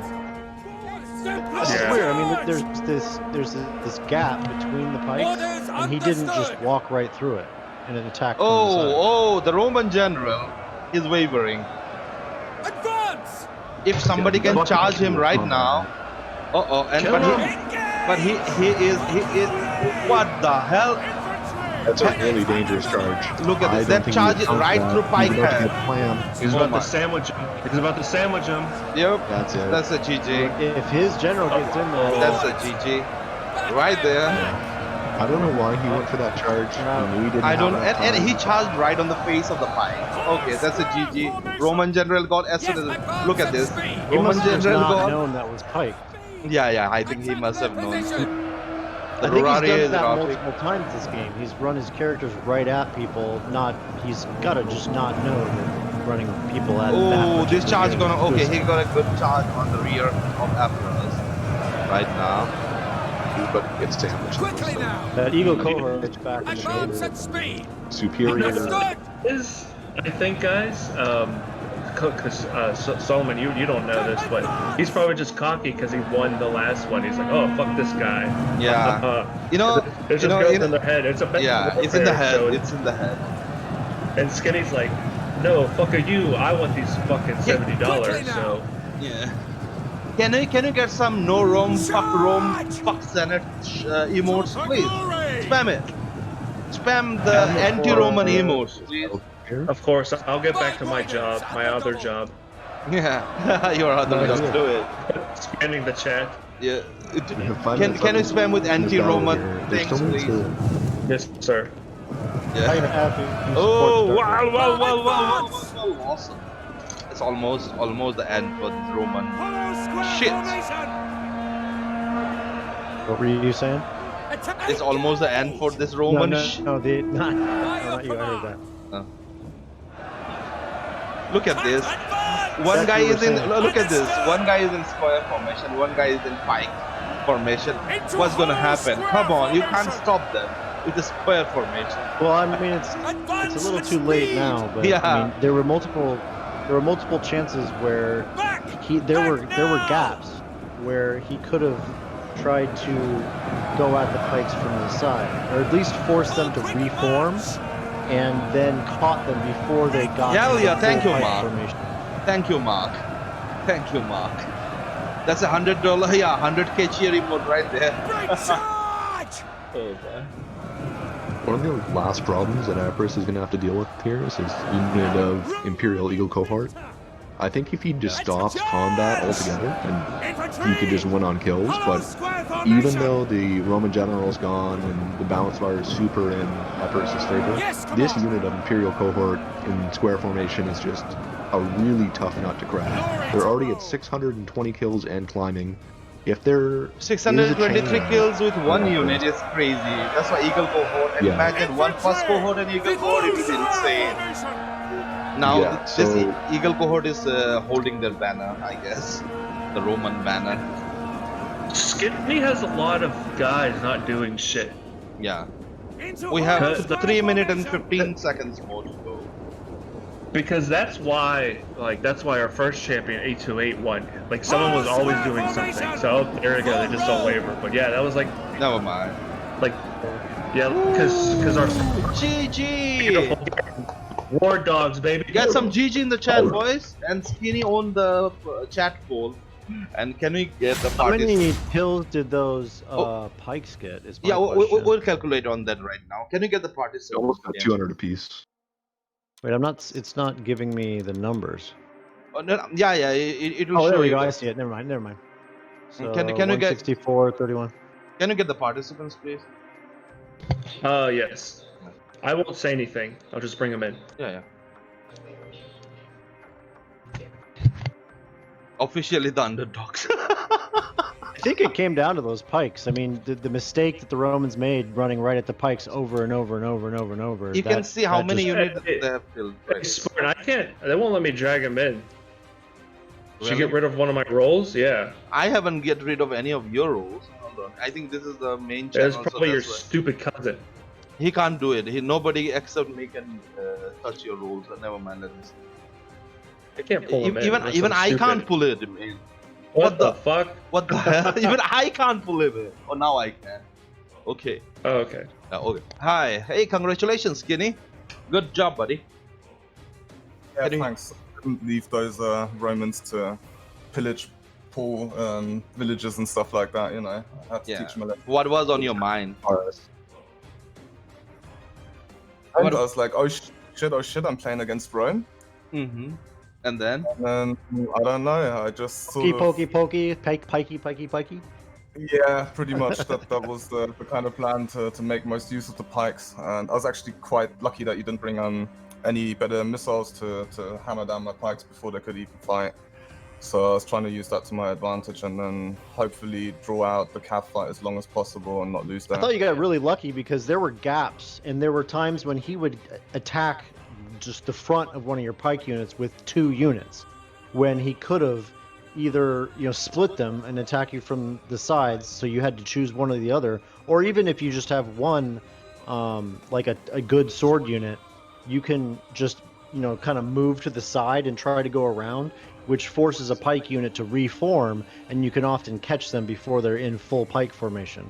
He didn't do that, and Yeah, I was really scared of that he happening. ran right at your pikes over and over and over, and I think that may be the biggest part of why you won.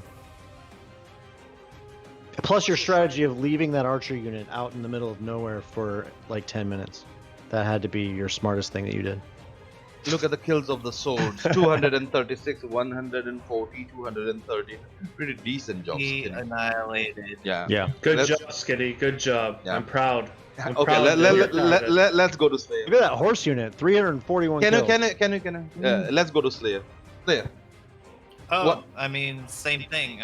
Just I kept running into his pikes, and I was focusing on my slingers who got annihilated. And I was doing that. Kind of suicided slingers there, yeah. By the way, why the hell you charged your general on a pike head? I think he didn't mean to happened. charge the pikes. He was charging the sword unit that was in front of the pikes. And he just- got stuck there. He got caught there. Yeah. Okay. He was doing good. Everybody was praising him. Suddenly, oh my god.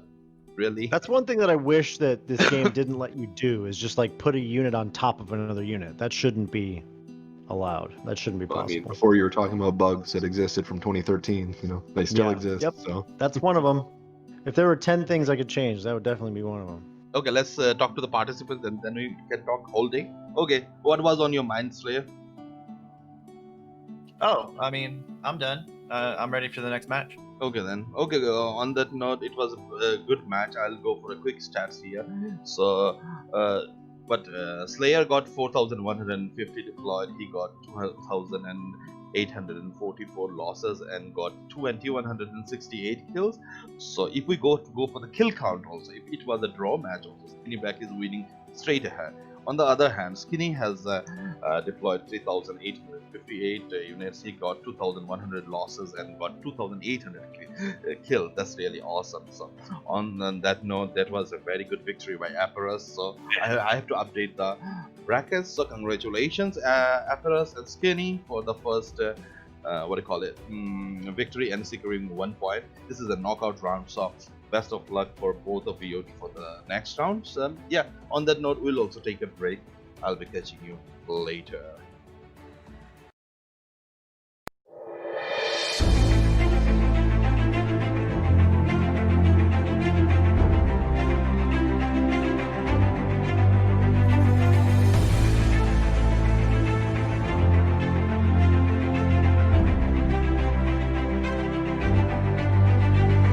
Welcome back, everybody, and yeah, I hope you guys enjoyed the first round, and yeah, we are ready for round 2. Are you guys ready then? Okay, go ahead. I hope the participants are ready right now. Yep, ready.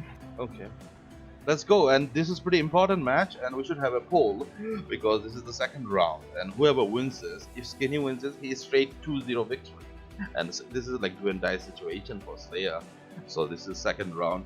If he has to come back, so he have to get 1 more victory. Yep, we know the factions, but we are not going to do it. That's loaded, boys. What do you say?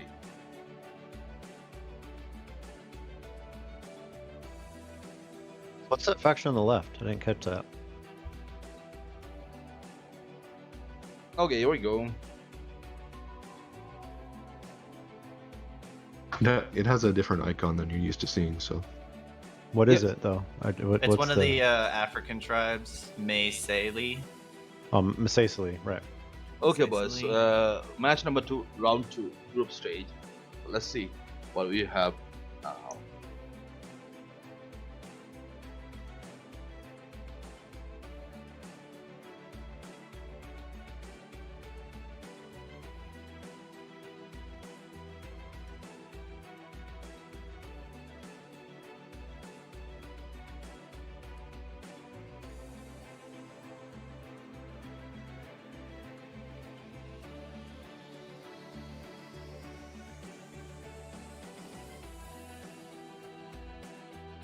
Ooh. With Rome, I play 3 kingdoms too. 3 kingdoms is like double resource thing. I don't know. Anyways, we are in.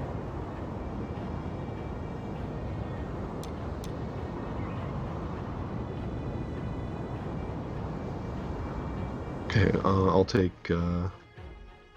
Skinnies. Okay. I hope he attacks like this, just in one big long line. That'd be great. No, it's better if they form like in the small groups. It's easier. You're taking Skinny is okay. 1, 2, 3, 4. 1, but yeah, it's SlayHer. He never does what we say. Oh, dude, those units, nice. Okay, good. Can I start forming up? Just give me a second here, I'm almost done. What? 1. Okay, that's a fucking swordsman. I got it. You're good, Skinny. You're good. There.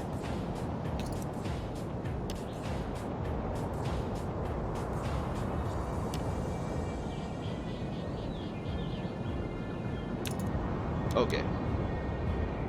Get us pumped, please. So, can I do the 300 alert? Oh my god. Not now, bro.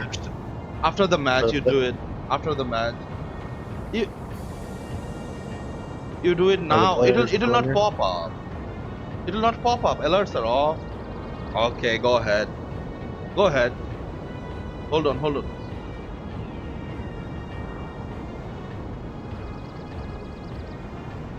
Do it, do it.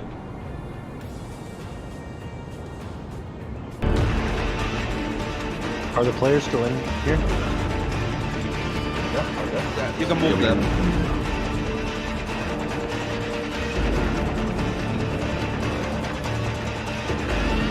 Okay.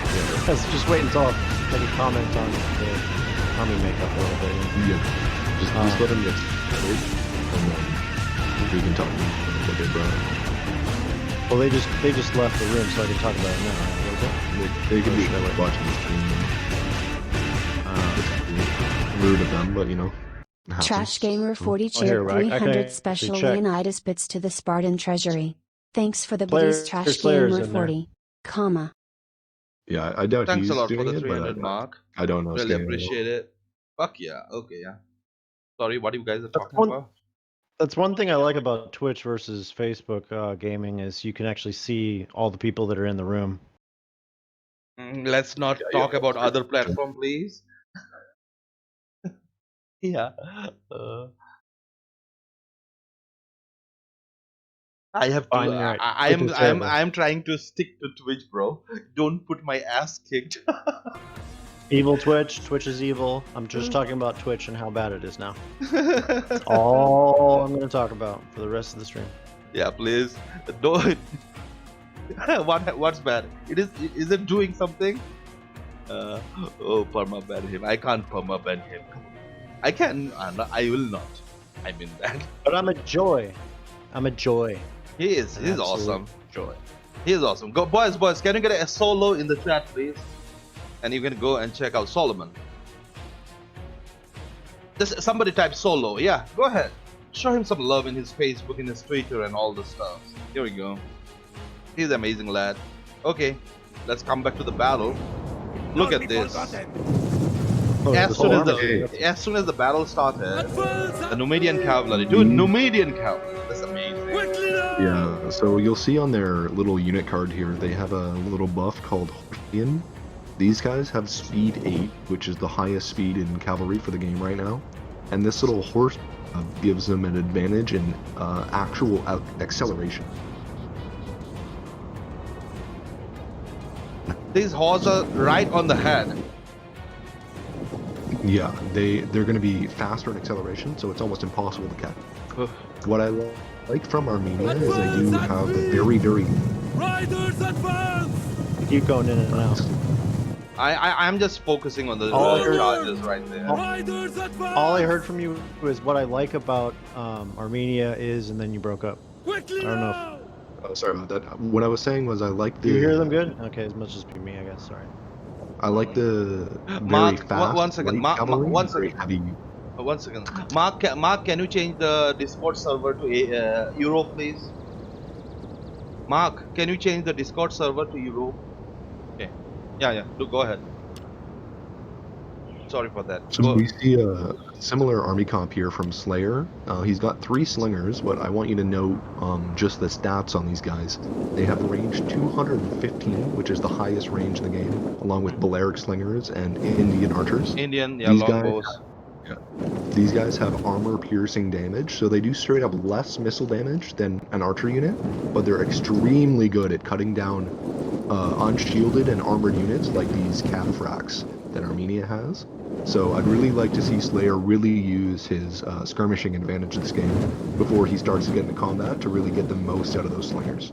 Like you can see these Armenian archers, they're armored and have a very small shield, but they're going to get absolutely dumpstered by these Numidian slingers.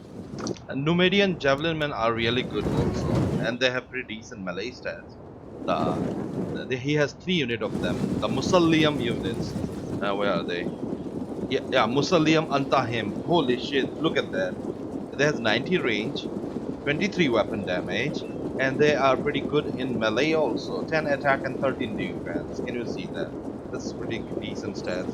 Okay, let's see the great focus fire here. Watching. tactical map, and yeah, we can still see the focus fire from Numidia, and the cavalry engagement is gonna start right there in the left flank. Riders advance! So this Numidian cav is way too fast for this cataphract stuff to catch, so I'm really not sure what these cataphracts are doing out here. I'd really like to see the cataphracts be pressuring else somewhere on the map, and just kind of use these lighter skirmishers to dance around the Numidian stuff and distract them, but he's going for it. He really wants this engagement, but I don't think SlayHer's going to give it to him. We're going to see these cataphracts come in on this Numidian cav. If they get into melee, these cataphracts are just good. Advance at speed! Both of them are using their general. We understand. Oh my Interesting. god. As Yeah. you wish. Okay, let's see the main line. Still now they're doing the skirmishing going on. It's cavalry in the beginning, and this Armenian heavy archers has pretty crazy armor right on them. 175 range with 23 weapon damage, armor penetration +3, decent. 15 ammo. Okay.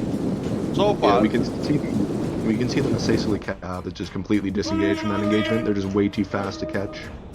Skinny also recognizes that he's going to lose the missile engagement to these Numidian slingers. This unit of archers already lost a ton of men. 50 armored Armenian archers down. He's focus firing on the other one. He's moving some spears up to just look deflect the Armenian force here. He's got 2 pikes in the center again. These 2 Armenian pikes are not as strong as the bronze shields we saw last game, but they're still a pike unit, so they can pose a problem for any sword unit that attacks them straight up. it's so hard to focus in Nice. two fronts together. You know.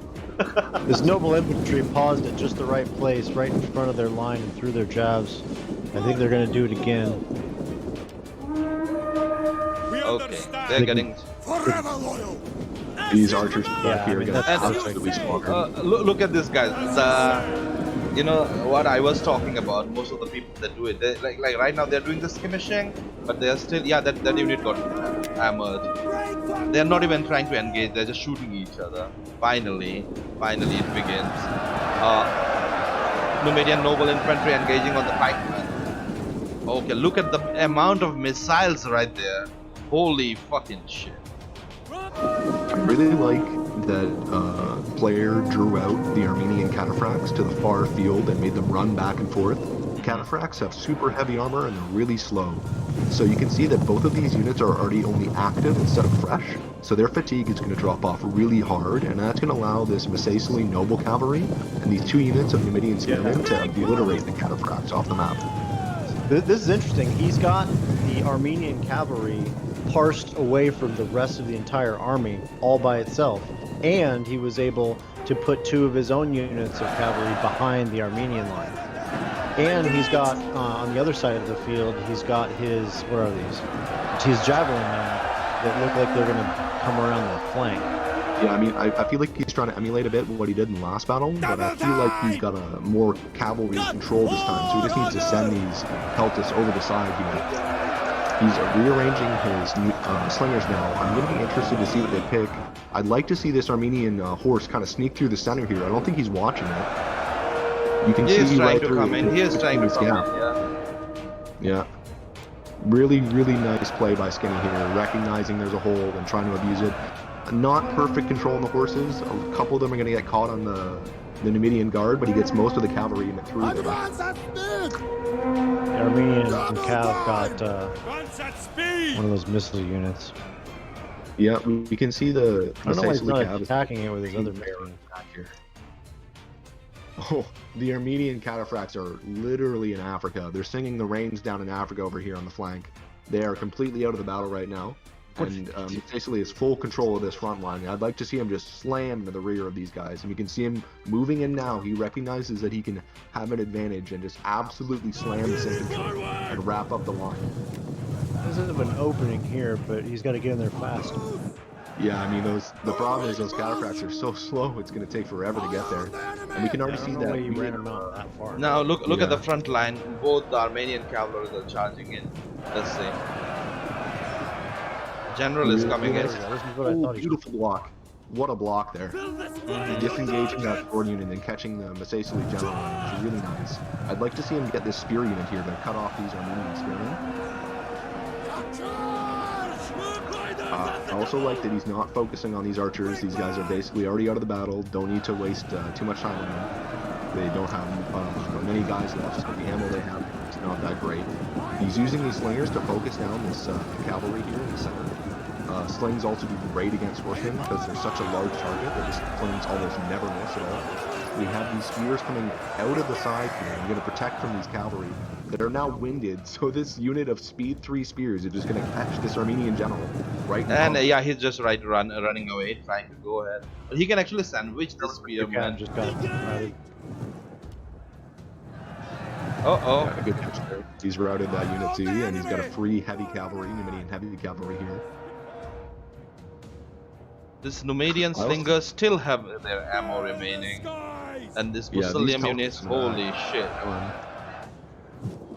We see some wavering coming for Numidian swordsmen right now.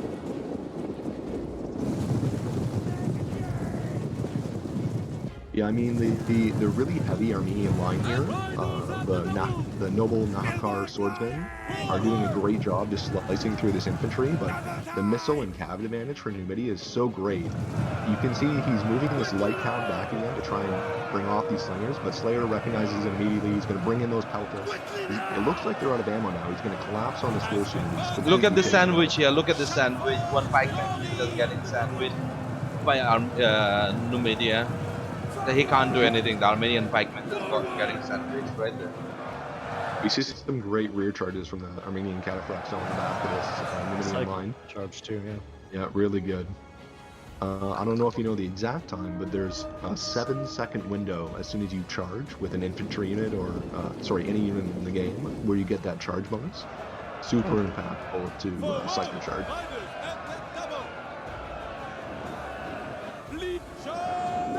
I like that he's bouncing back and forth with this the shot cav. Yeah, really just getting the most out of that. Oh, he's hit all 3 of the units on that wing.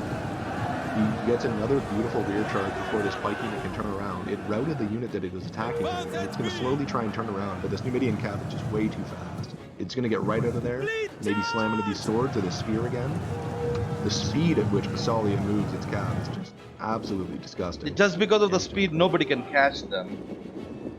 They have It's like also historically accurate. The Numidian cavalry was among the best in the ancient world. Yeah, according to history also. Hell yeah. Gallic cavalry was more heavy medium, but the Numidian light cav was the best in the world at the time. There was even a saying that Hannibal, when he had his Numidians, could not lose, and then of course they switched sides and he lost. I mean, we're going to have to see this Messalia cav do a lot of the work, though. The infantry corps from Armenia just proving to be really tough stuff here. There's not too much Numidian infantry left on the map, and he still has an entire pike unit to work through, another half pike unit here, and some swords, and still both of those cataphract units. Even though winded and slow, a lot of Messalia troops. Is it a comeback match for SlayHer? Chad, is it a comeback match for SlayHer? What do you guys say? Could be. I mean, he's got more troops right now. It's going to be really tough from the Numidian position. Hi, Dub, how are you? These Armenian infantry are just really tough. Armenia has 2 minutes. Yeah, they have. Advance at speed! Foot riders at the double! I think we're just seeing some really, really solid play out of Armenia and Skinny. I really like his attention to detail with catching the rear charging cavalry with his infantry. Just really astute, really on top of his stuff here. And the slingers from Numidia did a great job, but it looks like just not enough to shoot through all. Look at the amount of spears left for Armenia. Yep, it's too many. It's just too many. And Numidia has his infantry also. I mean, this Numidian spearman is about to break here. It's wavering on the side, and this this Nakar swordsman is just going to absolutely demolish that lighter unit of spears. They stand no chance there. Oh, we get one break here. That is an Armenian spearman routed in the face of these Numidian spearmen. I really like it. You zoom in a little bit, they're very Greek units. They look like almost Bactrian helmets with kind of a sort of a halfway between a hoplon and a Thurios sword or shield. The Armenian units are definitely some of the best looking units in the game. It's a nice design. Ooh, and they're mixed too. Some of them have axes. Yeah. I mean, this rear charge from the general on either of these spearmen is basically a death knell. Oh, he's going to counter charge here and try to nab the general, but it just means these swordsmen are going to get some free attacks on the rear. Any attack on the rear on unit is just free kill with no melee defense. So you can see these thorax swordsmen, their kills are just going to climb as soon as they catch up to the skin. Yo, the Numidian units are actually out. Okay, never mind. They're already gone. It's over. GG! Yay! GG. Okay, that's a wrap, I guess. Holy shit. Can we get the participants? Get a big shout out for Skinny right there. You guys can go and check him out. He streams also. Do I have to pull them in? Okay. Ooh, Yeah, those Nakar swordsmen did a lot of work. Each of Congrats, them got Skinny. Congrats, 200, Skinny. 200, 146. Skinny, can you hear me? Yep, I can. Holy moly, 2-0 victory against the champion. Nice. Tried my best, man. Looks Yeah. like my units through in the end. Yeah, and that's against Numidia. It's supposed to be hard. So, what was the plan from the beginning? Because I think it's 2-0 victory, so we have some time to talk. Yeah, go ahead. To be honest, I didn't really know. I kind of just inspected his army at the beginning. I couldn't see the army for one. Like, it was just gone. And then all of a sudden, like, his horses were just, like, appearing right in front of me. I was like, oh shit, I gotta react to this. So then I tried to counteract with the horses. I knew that my horses would probably win in a prolonged battle, but then again, his horses were a lot faster, so he made great use of his movability with his horses, and I had problems, like, trying to micro everything and keep up, and I did a few micro mistakes. But yeah, it all worked out in the end because I actually managed to pin his horses down sort of behind my back lines because I kept a few units in reserves, the spears, to kind of help defend the archers, which wasn't really needed because they died anyway. And yeah, I think I just wanted to overwhelm his infantry as quickly as possible because I thought my infantry will probably take his in a head-on fight pretty easy. So that's what I was pushing for basically, and luckily it sort of worked out. That was a Really nice just job. wanted to Yeah. give you your micro there. You got a beautiful catch on his general cav. He was rear charging your main line. He managed to pull the sword off and catch that general right before he got a devastating charge. Really good, just attention to detail on your micro there. Yeah, I sent the general in for that rear charge, and I kind of stopped paying attention because I figured that was kind of going to be checkmate for the main line, and then I got a notification that my general died. Oh, damn. Yeah, I thought you were doing And it well. was like, oh damn, I don't think I can win this because so many of my troops are just like levies. And yeah, as soon as the general died, they didn't hold up. Yeah, I saw that. Because you did really good with your slingers, and you did really good with your light cav.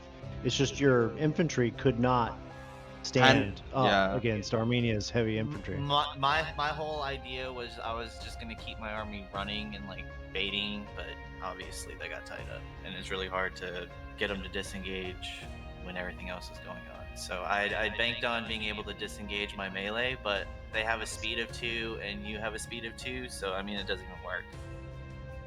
And you get tired in DEI after some time. Yeah, I mean, look at his swordsmen. 2 of them are basically full strength still, and the other one is half strength. And They're just routed. 23, 210, 146. Yeah, like I had no answer for his mainline infantry. Actually, I remember when chopped you. my people up.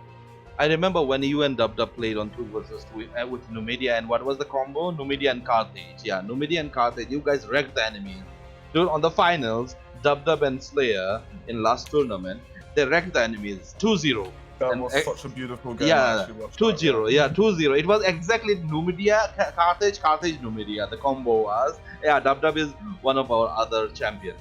So it was so amazing. So as soon as SlayHer bought Numidia, I thought, okay, I think it may be a comeback match because I have seen that match earlier, and I think Skinny also watched that match. But okay, on the end, Skinny. I have such a good feeling for Skinny. Skinny was watching the tournament from 2-3 months, but his computer had some issue. But finally, he decided to hop in.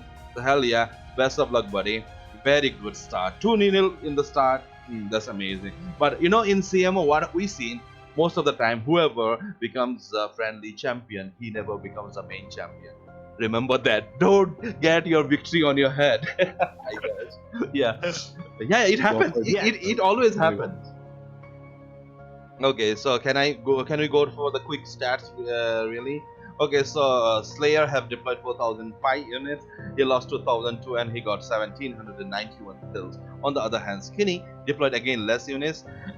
It's to 3,642, 1,795 losses, and he got 2,175 kills, securing a victory in 13 minutes 32 seconds over Armenia, and that takes him to the next round. And we don't know who is gonna play against. Let's see.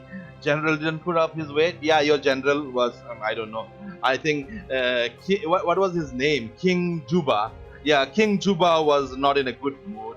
Maybe he was in a mood to die from some Armenian people.